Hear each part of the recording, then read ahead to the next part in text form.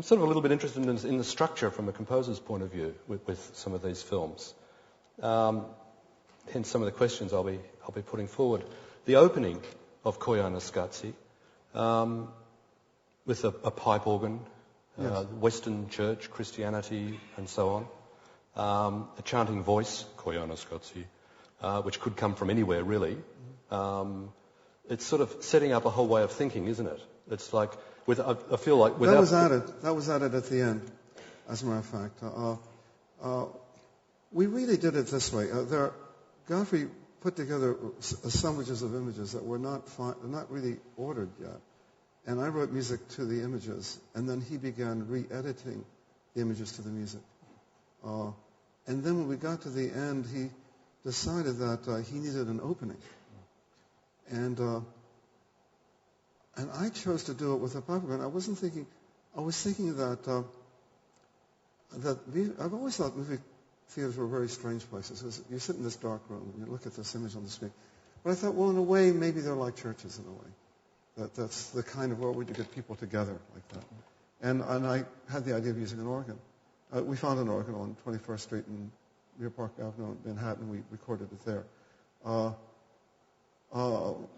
And Godfrey, he made very few, the way we work, he makes very few comments about the music once we begin. He makes a lot of comments before we begin.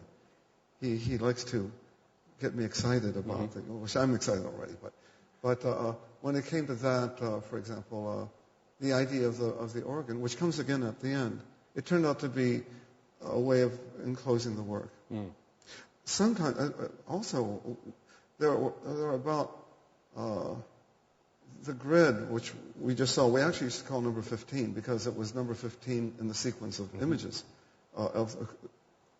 But in fact, when we were just about to finish the piece, Godfrey completely changed the order.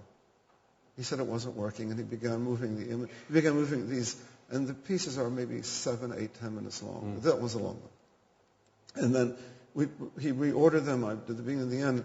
And in fact, we worked in a completely different order for a very long time. But he made, I think, what he ended up doing was much more logical. What he ended up doing was going from the organic landscapes of the southwest of the United States to the the intense urban environments of, well, and mostly it was San Francisco and New York. But in the end, he went for that very simple narrative line, going from the world of nature to the world of technology. And that decision came late in the day. And though, in fact, it becomes, in fact, what the picture is about, I mean, it just shows that not only for Godfrey, also, the conceptualizing of the film was going on. Most of this kind of film is in post-production. I mean, he goes out and shoots for months and months, whatever, as long as he has money, actually. And then most of the work, it's going to be 18 months or 2 years, is spent in trying to figure out what he shot. Just putting what's what there and what's what. And so that process becomes an intense process for him of finding the structure as part of the conceptualizing of the film. I think what we now see as the very clear message of the film wasn't at all clear when we began. We were just looking at beautiful images. And then by the time he put them in the order he put them in, it became an argument about the impact of technology on the way we live. But that wasn't present at the beginning.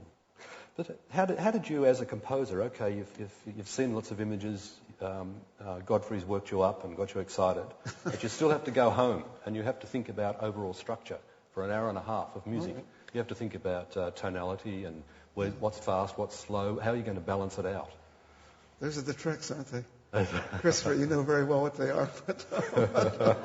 But in many ways, I can say in one way, I can say what I write is I look at the picture and what I write is the first thing I think of. That is partly true. But there's another thing, too. I'm basing it on the experience of working with images. And for me, I guess you say a theory of image and music is that I see the music and the images as a space between them, and I can define the closeness of the image to the music by how close they are together. and how far away they're from. I mean, it's just an allegorical way of speaking. Sometimes the image can be very far from the music. And, for example, the piece of the grid that we saw, just before that we saw other images very similar with very slow music. And to me, it's the manipulation of that distance, which is the art of the film composer. And what we're doing, actually, we're working in the domain of psychological perception on the part of the spectator. There is what defines the film for me, for the spectator, is how he traverses that distance between the music and the image. It's something that we make up as spectators as we watch it, and by doing it, we personalize it, and it becomes ours. Sure. The difference between a film like this and, let's say, an advertisement for a car, or there's no space for the spectator to move in. The advertisement, the film advertisement, well, they basically are taking your head and moving it around. The reason we don't like ads is that you feel manipulated, and you are being manipulated. And the way that Godfrey works is to leave a lot of room so that the manipulation mostly comes on the part of the spectator themselves. That's just one way of.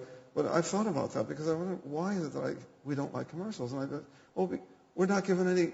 We have no prerogatives. We have no choice of looking. We're told what we're meant to see, and we're told what we're meant to understand. What Godfrey does is he doesn't tell you that at all.